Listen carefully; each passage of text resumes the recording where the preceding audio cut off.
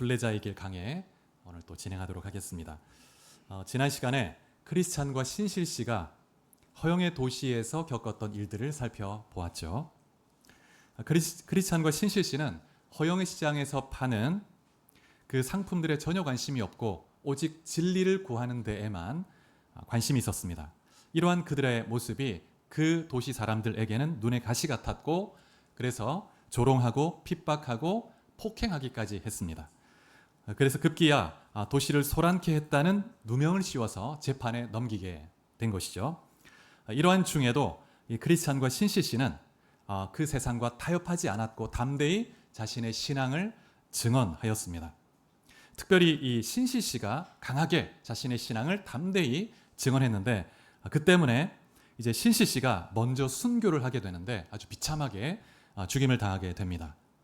하지만 이 신실 씨의 순교의 피는 결코 헛되지 않았죠. 그냥 허망하게 죽고 끝나버린 것이 아니고 성령께서 그 신실 씨의 순교를 통해서 소망이라는 새로운 한 사람을, 생명을 일으켜 세운 것입니다.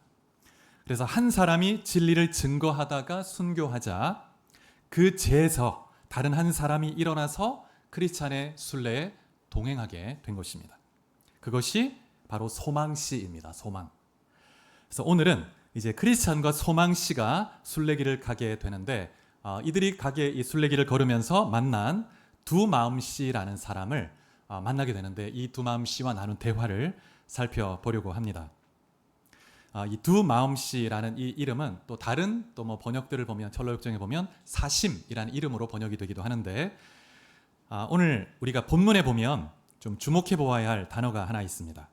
본복이라는 단어입니다. 본복이 두 번 나오는데요, 6절과 11절에 나와 있습니다. 6절에 보면 이렇게 말씀합니다.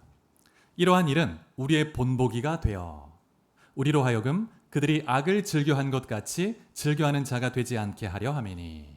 그리고 11절에 보면 그들에게 일어난 이런 일은 본보기가 되고 또한 말세를 만난 우리를 깨우치기 위하여 기록되었느니라. 이렇게 말씀하고 있습니다. 이 고린도전서 10장에서 바울은 출애굽기 사건을 회고하고 있습니다. 그러면서 이스라엘 백성들의 불신앙과 타락을 비판하고 있습니다. 지적하고 있죠. 이스라엘 백성들은 출애굽하는 과정에서 하나님의 놀라운 능력과 구원의 은혜를 체험했습니다. 그리고 광야에서 하나님의 인도하심을 받고 하나님의 공급하심을 체험했죠. 그럼에도 불구하고 탐욕을 부렸고 원망하고 불평하고 우상을 숭배하고 음행하였습니다. 그래서 결국 멸망하였습니다. 1세대가 다 멸망하게 돼요. 오늘 본문 8절에 보면 한 예를 들고 있는데, 이스라엘 백성들이 이방 여인과 음행하고 바알신을 숭배하게 됩니다. 그래서 하나님의 심판을 받아서 하루에 얼마나 죽었다고 말하죠? 23,000명이 죽임을 당했다. 이렇게 말하고 있습니다. 그러면서 바울이 뭐라고 말하냐면, 우리는 그들처럼 음행하지 말자. 이렇게 고린도 교회에게 권면하고 있습니다. 그들이 시험한 것처럼 우리는 시험하지 말자. 그들이 원망한 것처럼, 그래서 징계를 받는 것처럼 우리는 원망하지 말자. 이렇게 말하고 있습니다. 이스라엘 백성들의 이 모든 역사는 단순한 과거 사건이 아니고 바울 당시의 성도들에게 교훈적 본보기가 된다는 것입니다. 성경에 나오는 많은 인물들과 사건들은 오늘 이 시대를 살아가는 우리에게도 본보기가 됩니다. 그래서 이러한 심판의 본보기는 우리로 하여금 죄를 짓지 않도록 경각심을 갖게 하고 끝까지 승리할 수 있도록 우리를 도전해 주는 것이죠. 그래서 이 순례자의 길에서 이 철로역정에 나오는 여러 인물들도 우리의 영적 순례길에 본보기가 되는 그런 여러 사람들을 소개하고 있습니다. 그래서 순례길에 등장하는 여러 인물들은 우리의 모습들을 조금씩 다 반영해 줍니다. 그래서 오늘 이 시대 성도들이 그러한 미혹과 타락과 믿음의 파선을 겪지 않도록 하기 위해서 경고하고 경각심을 주고 끝까지 승리하도록 지혜를 주는 것이죠. 미리 경고해 주는 것입니다. 그래서 여러분, 이 순례자의 길 강해를 들으면서 성령께서 여러분 자신의 모습을 이렇게 깨닫게 하실 때에는 진심으로 회개하고 결단하는 그런 기회를 삼으시기 바랍니다. 그럴 때 여러분의 영적 삶의 새로운 돌파구가 일어나고 또 하나님의 놀라운 세일을 경험하게 될 줄 믿습니다. 오늘 살펴볼 사람은 두마음이라는 이름을 가진 사람입니다. 두마음 혹은 사심이라는 사람인데, 이 사람은 자신의 이름을 직접 말하지 않고 숨기려고 하는 것을 볼 수가 있습니다. 이름을 숨긴다는 것은 자신의 정체를 숨기는 거죠. 그래서 이 두 마음씨는 신앙을 추구하는 것처럼 보입니다. 겉으로는. 그런데 실상은 신앙을 이용해서 세상적 이득을 유지하고 얻고자 하는 그런 이중적인 마음을 가지고 있습니다. 그리고 이 두 마음씨가 사는 마을의 이름이 뭐냐면 달변의 마을입니다. 달변의 마을. 그리고 이 달변 마을은 부자 동네라고 이렇게 묘사하고 있습니다. 그래서 이 달변 마을 부자 동네에 살면서 이 두 마음씨는 여러 친척들과 함께 살아가는데 그 친척들의 이름이 소개되고 있는데 이름이 이렇습니다. 변절, 기회주의자, 달변, 구변, 두 얼굴, 무신경. 이런 이름들은 다 그들의 내면의 마음, 신앙을 대변해 주는 거죠. 이 마을 사람들은 신앙에 있어서 지조가 없고 기회주의적이고 또 진리에 대해서 신경을 쓰지 않습니다. 그래서 이들은 신앙적 모습을 하고 있다가 언제든지 세상으로 갈 수 있는 여지가 있는 사람들인 것이죠. 그래서 세상과 신앙의 양다리를 걸치고 있는 사람이라고 할 수 있습니다. 그리고 이 두 마음씨에게는 외삼촌이 같이 살고 있는데 그 마을에 이 달변 동네 목회자라고 소개하고 있습니다. 외삼촌이 목회자예요.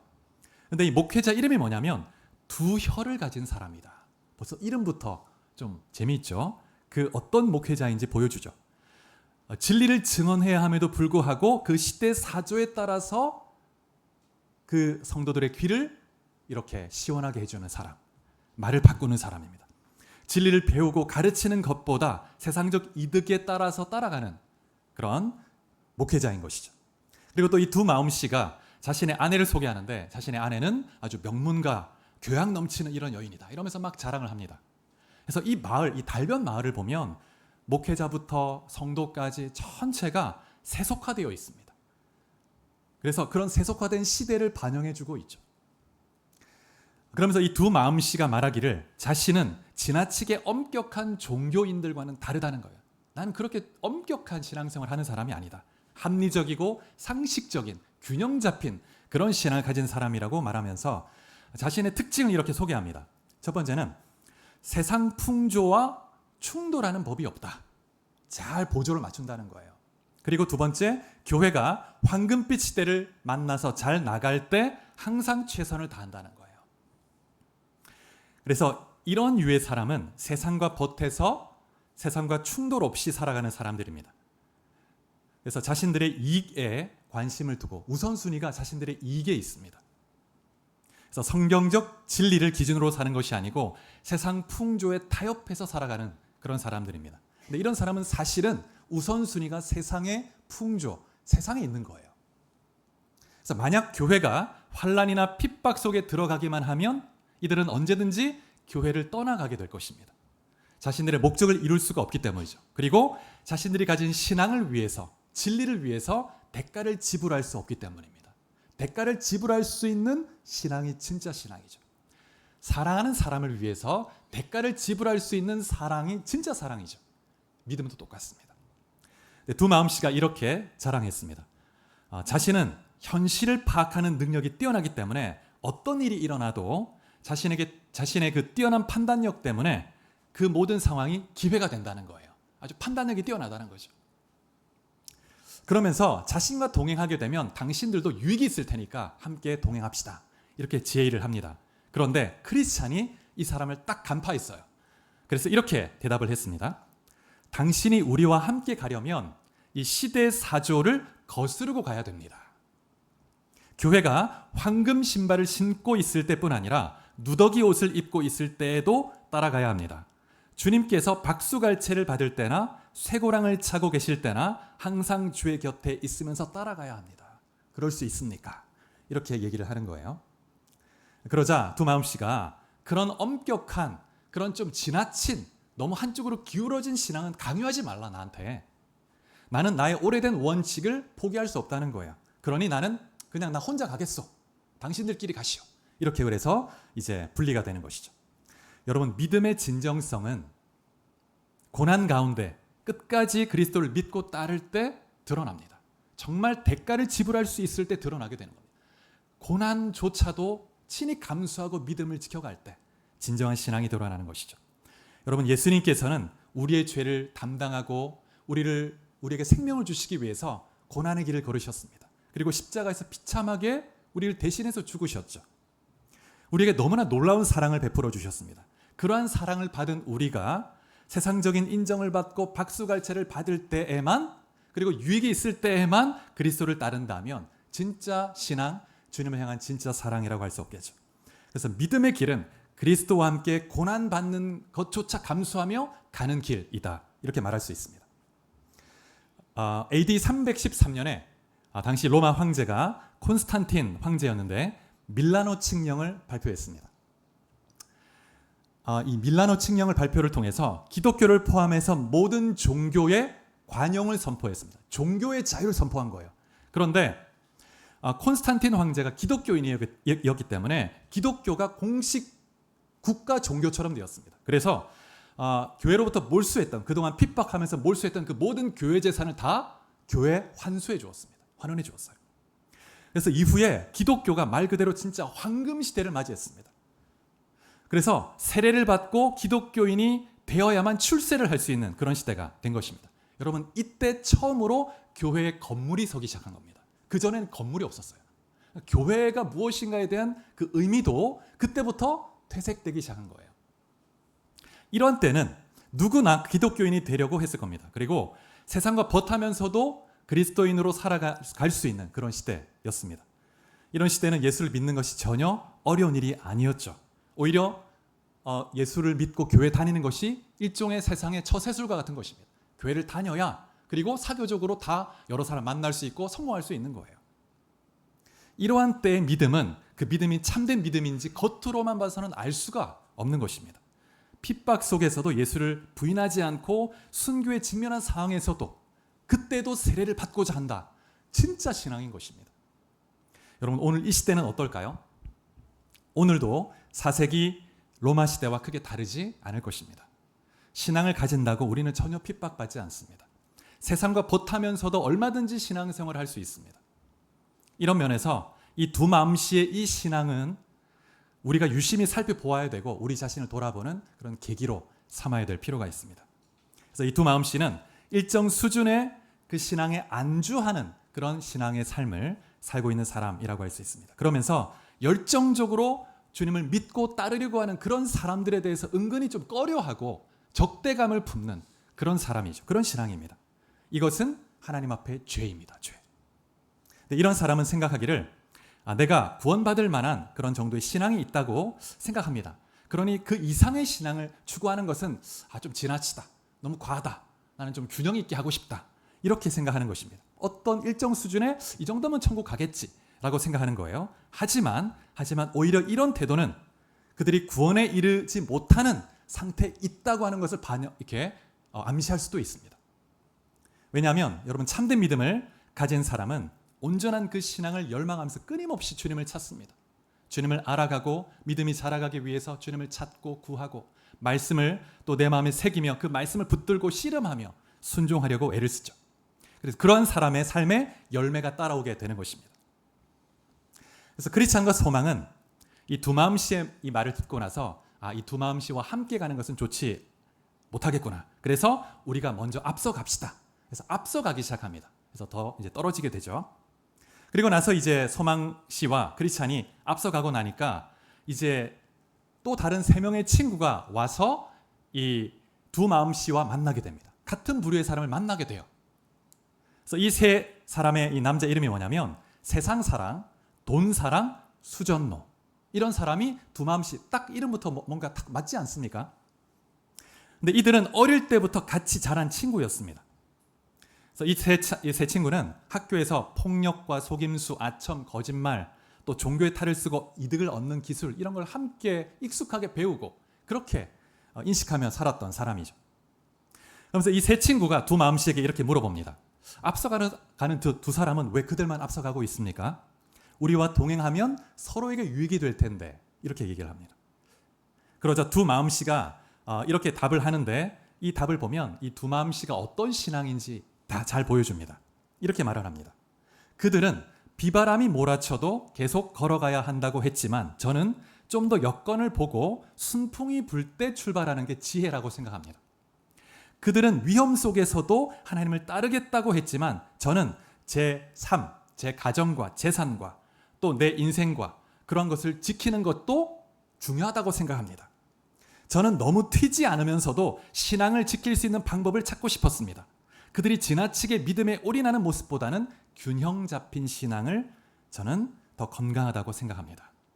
여러분, 이 두 마음씨의 이 고백을 들어보면 한편 그들의 말이 다 틀린 건 아닙니다. 우리가 지나치게 막 가정을 다 버리고 막 세상을 다 버리고 이렇게 살 수는 없습니다. 그러나 우선순위를 말하는 거예요. 우선순위. 두 마음씨는 믿음과 타협 사이에서 지혜와 균형이라는 명분 아래에서 세상의 편안함을 선택하는 거예요. 이 두 마음씨의 말을 듣고 있던 이 세 친구 중에 세상 사랑이라는 이 친구가 맞장구를 치면서 이렇게 얘기합니다. 맞습니다. 믿음도 지혜롭게 해야 합니다. 가진 걸 잃지 않는 게 현명한 것입니다. 하나님도 좋은 날씨를 주셨을 때 움직이라고 하신 것이 하나님의 뜻이라고 생각합니다. 비 올 때는 피하고 축복이 보장되었을 때는 또 걸어가야 합니다. 믿음은 결국 우리에게 유익해야 되는 것이니까요. 아브라함과 솔로몬도 하나님을 믿고 부자가 되었습니다. 이런 이야기를 하는 것이죠. 여러분, 이들의 말을 들어보면 믿음도 현실적이어야 하고 손해보지 않는 선에서 해야 한다. 이렇게 말하고 있는 것입니다. 그래서 이 두 마음씨와 뒤따라온 이 세 사람의 신앙의 코드가 잘 맞는 거예요. 그래서 우리가 잘 생각이 딱 일치하는구나. 그러고 보니 저 앞서간 이 크리스찬과 소망이라는 사람의 신앙은 잘못된 것이다. 우리가 따라가서 그 사람들 좀 우리가 질문을 다시 해봅시다. 따라가서 이제 딱 붙잡습니다. 그리고 다시 공격적 질문을 막 하는 거예요. 다시 당신들의 신앙은 너무 편협하다. 잘못됐다 하는 거예요.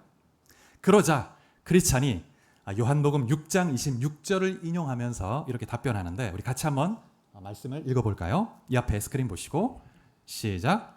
예수께서 대답하여 이르시되 내가 진실로 진실로 너희에게 이르노니 너희가 나를 찾는 까닭은 표적을 본 까닭이 아니요 떡을 먹고 배부른 까닭이로다.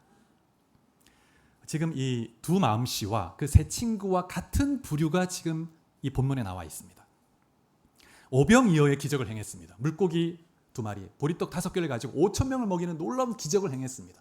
당시에는 먹을 것이 부족한 때이기 때문에 그래서 예수님이 많은 그 먹을 것을 해결해 주니까 가난한 사람들이 예수님을 따르기만 하면 먹고 살겠구나. 그런 생계를 유지하겠구나. 그런 목적으로 따라가는 거예요. 이 땅에서의 유익을 위해서. 그런데 주님이 말씀하시기를 너희가 나를 따라오는 까닭이 뭐냐?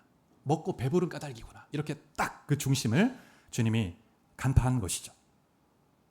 그래서 크리스찬은 세상적 이득을 위해서 신앙을 받아들이는 여러 경우를 성경에서 인용해 주는데 첫 번째는 창세기 34장에 보면 야곱의 예를 들고 있는데 야곱과 그의 온 가족이 세겜이라는 그 성이 있는데 가나안 땅에 그 성 앞에 장막을 쳤습니다.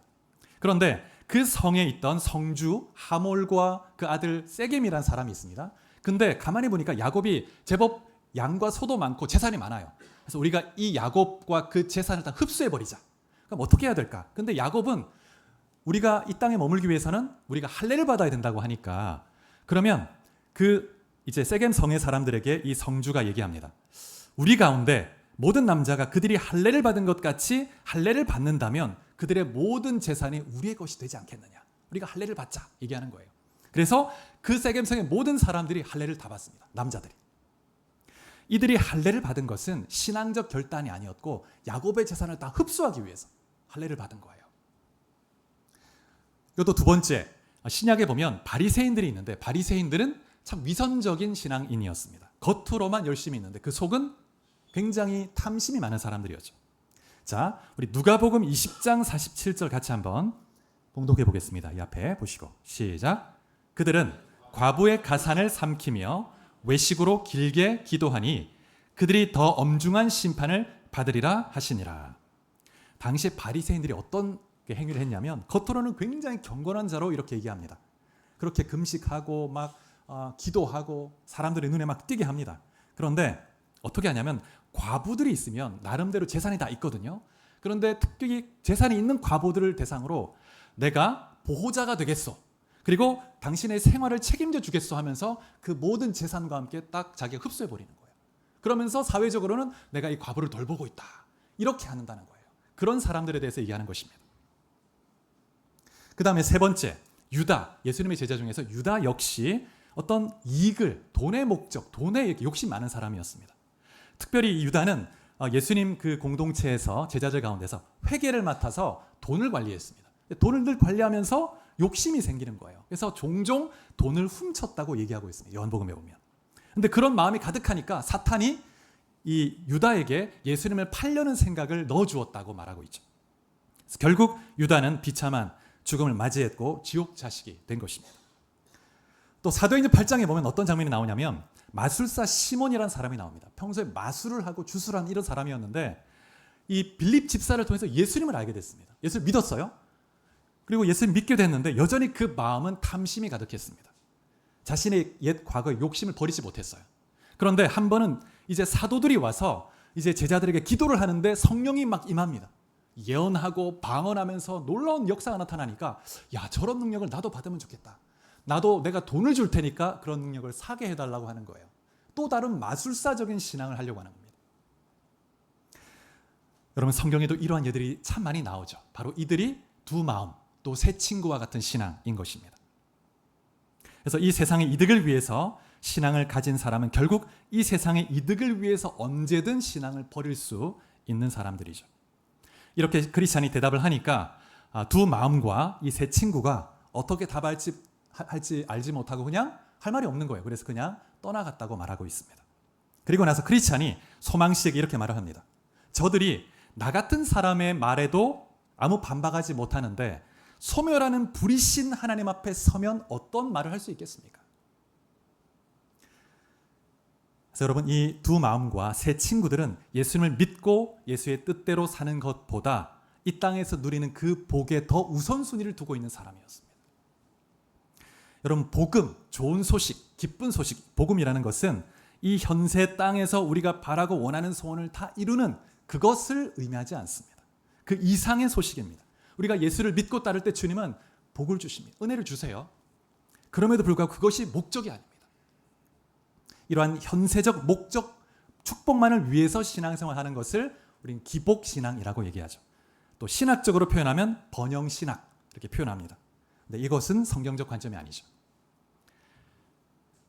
여러분 만약 이러한 복음만을 외친다면 여러분 예수 믿으면 건강 해결되고 돈이 해결되고 자녀 해결되고 여러분 복을 받습니다. 이 땅에서 축복을 누립니다. 이것만을 목적으로 예수를 믿는다면 꼭 교회를 나오지 않아도 됩니다.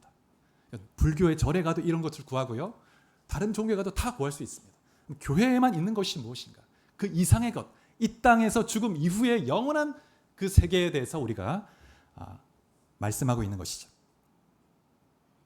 여러분 참된 복음을 전하고 진리를 외치면서 죄를 회개하라고 촉구하면 그러면 그런 것을 듣기를 싫어하죠.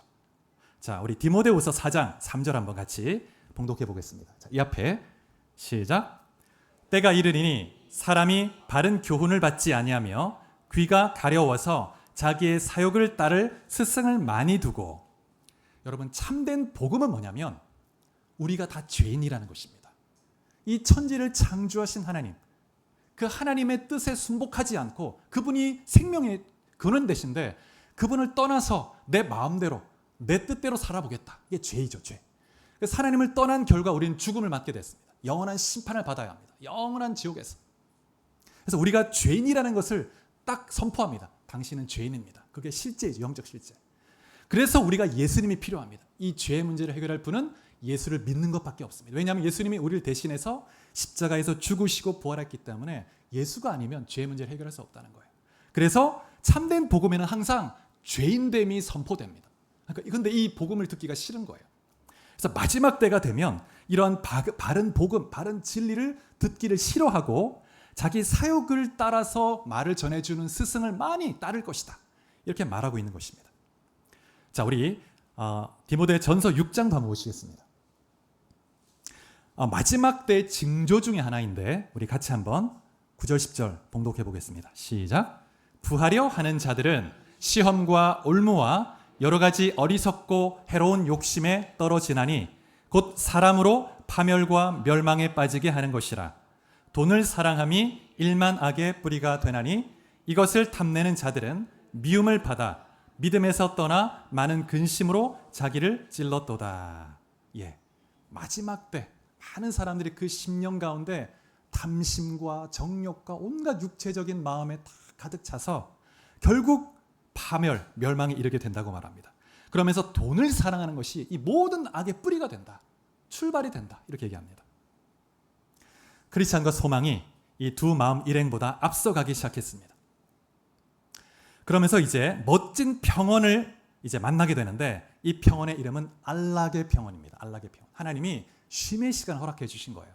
그런데 이 쉼의 이 시간이 길진 않습니다. 이 평원이 이렇게 길진 않아요. 짧습니다. 왜 이렇게 짧은 시간만 이렇게 쉼을 허락하실까? 우리의 심령이 그 편안함에 안주할 수 있기 때문에 하나님은 우리에게 쉼이 있다는 걸 아시지만 우리에게 필요할 때 적절히 허락하십니다. 그리고 곧 이제 순례길을 또 계속 가도록 인도하시는 것이죠. 그래서 이제 이 쉼의 평원을 지나고 나니까 이 평원의 끝자락에 언덕이 하나 있는데 무엇이 있냐면 아주 희귀한 모습을 하고 있는 은광산이 있습니다. 은광산이. 여러분 주보에 보면 그 그림이 있는데요. 또 참고해 보시면 되겠습니다. 은이 있는 그 광산이 있습니다.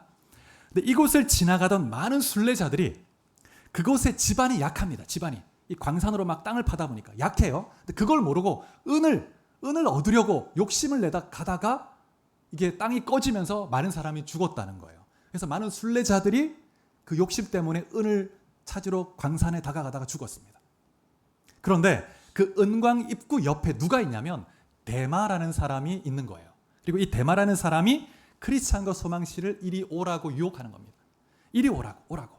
여러분들이 은을 얻을 수 있다고 얘기하는 거예요. 자, 이 데마가 어떤 사람이냐면 성경에 보면 한때 사도 바울의 동역자였습니다. 자, 골로새서 4장 14절 한번 보시겠습니다. 자, 이 앞에 보시면 자, 같이 봉독해 볼까요? 시작.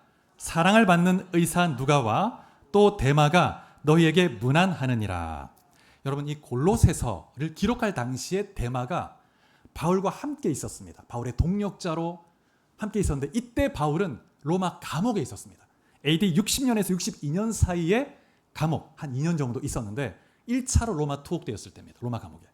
그때는 데마가 바울이 감옥에 있음에도 불구하고 그 힘든 상황 속에서 동역하면서 같이 지지하고 복음의 사역을 위해 헌신했죠. 그런데 이후에 7년 정도가 지나서 바울이 2차로 로마 감옥에 투옥되었을 때 그때 서신을 쓰거든요. 자, 디모데후서 4장 10절 같이 한번 보시겠습니다. 자, 시작. 데마는 이 세상을 사랑하여 나를 버리고 데살로니가로 갔고 그레스게는 갈라디아로 디도는 달마디아로 갔고. 바울이 이 서신을 쓸 때 마음이 아팠을 것 같아요. 1차 투옥 때는 곁에서 함께 힘든 상황 속에서도 인내하며 믿음의 신앙을 지켰습니다. 순례길을 잘 걷고 있었는데 근데 이제 그 마지막 순간에 한 10여 년 가까이 지났을 때 신앙을 저버린 거예요. 세상을 사랑해서 믿음을 잃어버린 것입니다. 그래서 그 데마가 지금 은광 옆에서 크리스찬과 지금 소망씨를 유혹하는 것입니다. 데마가 이렇게 말합니다. 여기에 은광이 있습니다. 몇 사람이 보물을 위해 그것을 파고 있습니다. 만약 당신들이 온다면 힘들이지 않고 부자가 될 수 있어. 이렇게 얘기하는 거예요. 그래서 이 말을 듣고 이 크리스찬과 소망씨 중에 소망씨가 마음에 유혹이 되는 거예요. 가볼까? 그런 생각이 들었습니다. 그래서 크리스찬에게 한번 가봅시다. 그런데 크리스찬은 안 됩니다. 이곳을 다가가다가 죽은 사람이 많기 때문에 우리는 절대 가면 안 됩니다. 그래서 딱 만류했죠. 그리고 나서 이제 데마가 그 모습을 딱 보았습니다. 아, 소망씨가 약간 마음이 흔들리는구나. 그래서 뭐라고 하냐면 이곳으로 와도 위험하지 않습니다. 조심해서 오면 돼요. 유혹하는 거예요. 거짓말하는 거죠. 유혹하기 위해서. 여러분 마귀는 항상 위험을 감추고 아주 그럴싸하게 거짓말로 유혹합니다. 그래서 그 결과 이후에 어떤 그 결과가 오는지를 감추고 유혹하는 것입니다. 그래서 이러한 거짓 유혹에 대해서 크리스찬이 이런 답을 하고 있습니다. 당신은 바른 길을 벗어나서 세상으로 갔기 때문에 이미 말씀에 의해 정죄되었습니다. 데마에게 얘기하는 거예요. 저는 당신과 같이 이 길을 벗어나지 않을 것입니다. 만약 내가 이 길을 벗어난다면 주님 앞에 도저히 서지 못할 것입니다. 이렇게 말하고 거절했습니다. 그리고 계속 길을 갔습니다. 그런데 이후에 이제 뒤따라오는 사람이 있었죠. 두 마음씨와 세 친구도 이 평원 끝 이제 은광산이 보이는 곳에 딱 다다른 거예요. 근데 그들에게도 데마가 얘기했습니다. 이리로 오세요. 여기에 지금 은광산에서 지금 은을 캐고 있는 사람들이 있으면 곧 은을 발견할 텐데 부자가 될 겁니다. 이들이 어떻게 했을까요? 그들의 신앙은 이 땅의 그 안락함과 이 땅의 부요함, 그것이 목적이었기 때문에 그들의 신앙은 그 대마의 유혹이 그들에게는 탁 잘 마음에 맞는 거예요. 그래서 그 말을 듣고 은광 안으로 가려고 다가갔습니다. 그러다가 어떻게 됐을까요? 땅이 꺼져버리면서 그들이 죽음을 당하게 돼요. 멸망하게 되죠. 여러분, 참된 신앙을 갖지 않고 육체적 욕심을 가지고 순례길을 걷게 되면 결국 그 자신의 육체적 욕심 때문에 무너지게 됩니다. 멸망하게 됩니다. 여러분, 순례길을 걷고 있는 모든 사람이 다 참된 제자는 아닙니다. 참된 믿음이 있는가 아닌가 하는 것은 마지막 순간에 그 천국 문에 그 시온성에 들어갈 때 참된 믿음이었구나 증명이 되는 거예요. 끝까지 우리는 믿음의 싸움, 믿음의 경주를 해가야 됩니다. 우리 자신을 쳐서 복종케 하며 또 회개하며 주님을 의뢰하면서 싸워가야 합니다. 그래서 히브리서에 보면 너희가 아직 피를 흘리기까지는 죄와 싸우지 아니하였구나 이렇게까지 도전합니다. 때로 피를 흘리기까지 죄와 싸우며 믿음의 경주를 해야 됩니다. 이렇게 도전하는 것이죠. 그리고 그 은광산 그 반대편에 뭐가 있냐면 비석이 하나 있었습니다. 비석. 이 비석은 여인의 모습을 하고 있는데 그 비석에 글씨가 쓰여져 있는데 이런 글씨가 있습니다. 롯의 아내를 기억하라. 이 비석은 창세기에 나오는 그 롯의 아내의 소금 기둥 같은 것이죠. 롯의 아내는 천사의 도움으로 이 소돔과 고모라가 완전히 유황불에 의해서 멸망할 때 천사의 도움으로 빠져나왔습니다. 멸망을 피한 거예요. 그런데도 그 소돔과 고모라에서 누리던 육체적 그 즐거움을 누리던 삶이 생각이 나서 미련이 있어서 뒤를 돌아보았습니다. 그래서 소금 기둥이 되었죠. 그래서 그 비석을 거기에 세워둔 거예요. 롯의 아내를 기억하라. 롯의 아내를 기억하라. 그래서 은광산의 유혹에 탐심에 육체적 즐거움에 빠지지 마라. 그 양쪽에 딱 놓아두고 있는 겁니다. 본보기로 삼은 거죠. 그래서 이 비석의 메시지를 보고 소망씨가 이런 말을 합니다. 여기 보면 제가 지금 롯의 아내처럼 되지 않은 것이 놀랍습니다. 그녀의 죄나 저의 죄가 별로 차이가 없지 않습니까? 저도 마음의 유혹을 받고 그곳에 가자고 얘기했으니까요. 그녀는 단지 뒤를 돌아다 보았지만 저는 가서 보고 싶은 욕망이 있었습니다. 하나님의 은혜에 감사드립니다. 만약 크리스찬이 함께 동행하지 않았다면 소망실은 갔을 거예요. 은광산으로. 함께 가면서 서로 붙들어주고 격려해주고 경고해주고 그러면서 승리할 수 있었던 것이죠. 여러분, 오늘 살펴본 내용 중에서 이 두 마음과 세 친구가 가진 신앙, 이 신앙은 예수님을 믿는다고 말하지만 십자가를 지지 않고 예수님을 따르지 않는 그런 신앙이라고 할 수 있습니다. 이 사람들은 이 세상에서의 성공과 이득이 더 중요합니다. 신앙도 중요하다고 인정하지만 우선순위가 신앙에 있지 않아요. 세상의 그런 유익함에 있습니다. 그러다 결국 그 마음에 가득한 그 육신의 유혹 때문에 믿음의 파산을 경험하게 된 것이죠. 여러분, 우리가 복음에 대해서 우리가 생각할 때 자주 범하는 실수가 있는데 복음과 제자도를 분리하는 것입니다. 이전에도 제가 한번 말씀드린 적이 있는데 예수를 믿고 그리스도인이 된다는 것, 그리고 예수님을 따르는 제자가 된다는 것, 이것을 분리하는 거예요. 분리하는 것입니다. 그런데 여러분, 예수를 믿는 모든 사람은 다 예수의 제자로 부름받은 사람입니다. 사도행전과 서신서를 보면 성도와 제자를 분리하지 않습니다. 성도는 제자예요. 제자입니다. 그래서 제자의 삶을 사는 것은 선택사항이 아닙니다. 제자의 삶은 복음 그 자체입니다. 복음의 핵심입니다. 분리되지 않습니다. 그래서 이 복음과 제자도가 분리되는 그 순간 우리의 신앙이 타락하기 시작합니다. 복음과 제자도가 분리되기 시작하는 순간 교회가 부패하기 시작합니다. 그래서 영국의 아주 유명한 목회자 데이빗 왓슨이라는 분이 있는데 제자도라는 책을 쓴 분입니다. 이전에도 이 분의 글을 소개한 적이 있는데 이런 글을 쓰고 있습니다. 유럽 기독교의 몰락 원인은 성도들이 제자의 삶을 무시했기 때문이다. 유럽 교회 몰락의 원인입니다. 여러분, 지금 영국은 완전 이슬람화가 되었고요. 전도를 길거리에서 하면 바로 잡혀갑니다. 프랑스도 이제 몇 년 있으면 이슬람화 됩니다. 유럽 기독교의 몰락 원인을 제자의 삶을 무시했기 때문이라고 진단하고 있습니다. 유럽의 교회에는 교회의 자리를 채우는 사람들, 빈 마음으로 노래를 부르는 사람들, 설교를 입맛대로 찾아다니는 사람들로 가득하다. 그러나 제자는 찾아보기 힘들다. 만약 우리가 제자도의 참 의미를 배우고자 하고 실제적으로 제자가 되고자 한다면 서구의 기독교는 다시 살아날 것이다. 이렇게 말하고 있습니다. 여러분, 그리고 유럽의 기독교를 이렇게 평가했는데 미국의 기독교에 대해서 달라스 윌라드라는 아주 유명한 또 기독교 철학자가 있는데 미국의 현대교회를 이렇게 진단합니다. 하나님의 모략이라는 책에서 오늘날 제자도는 더 이상 예수를 향한 믿음의 본질로 간주되지 않는다. 제자도는 값비싼 선택사항이나 영적 사치, 심지어 도피의 길로까지 간주되고 있다. 굳이 제자도에 신경 쓸 게 뭐 있느냐는 생각이 유행하고 있는 것이다. 제자도에 대해서 거부하는 거예요. 꺼려합니다. 그렇게까지 할 필요 있느냐. 그래서 예수 믿는 것과 제자도를 분리시킨다는 거예요. 거기에서 부패와 타락이 시작합니다. 여러분, 한국 교회는 어떨까요? 여러분 신앙 어떻습니까? 우리의 신앙 어떨까요? 우리가 예수를 믿으면서 동시에 예수님을 따르고 있는가? 예수를 믿고 따른다는 것, 제자 된다는 것에 대해서 꺼려하는 이유 중에 하나가 뭐냐면 제자의 삶에는 대가 지불이 따라오기 때문입니다. 대가 지불이 따라옵니다. 여러분, 사랑한다고 말을 하면서 대가 지불이 없으면, 그 사랑하는 자를 위해서 희생하는 게 없으면 진짜 사랑인지 알 수 없습니다. 예수님을 따르는 제자는 제자로 살아가기 위해서 기꺼이 대가를 지불하는 것이죠. 자, 마태복음 16장 24절을 같이 한번 보겠습니다. 자, 시작. 이에 예수께서 제자들에게 이르시되 누구든지 나를 따라오려거든 자기를 부인하고 자기 십자가를 지고 나를 따를 것이니라. 이 말씀 보면 주님이 말씀하십니다. 자신을 따라오는 자를 향해서 누구든지 나를 따르고자 하면 자기를 부인하고 자기 십자가 지고 나를 따라야 된다.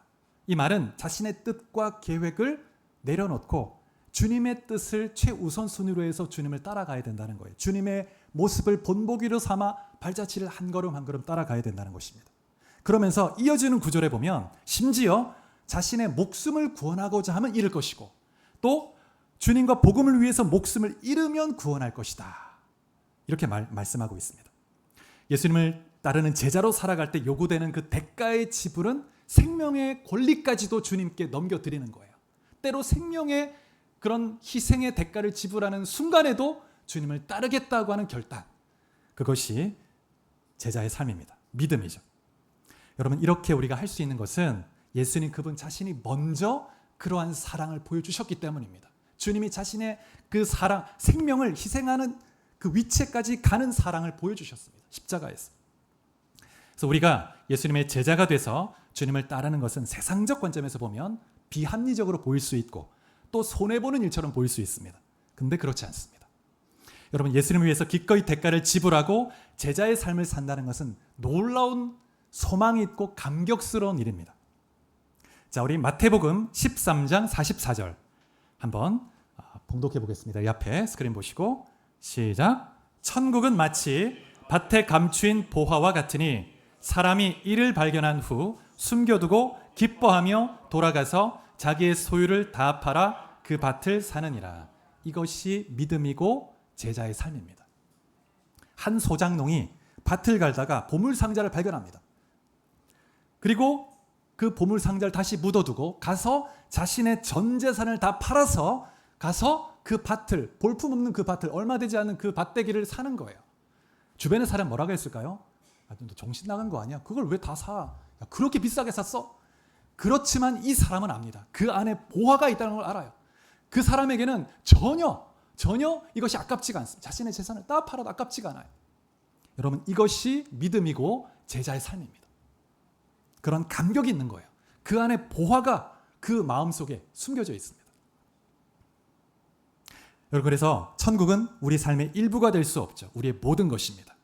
그래서 우리의 모든 소유와 전 인생을 걸어도 아깝지 않은 것이 바로 하나님의 나라이죠. 천국입니다. 영원한 천국. 그래서 이 비유, 보화가 묻힌 이 비유는 천국을 발견한 사람이 어떻게 반응하는가 하는 것을 보여줍니다.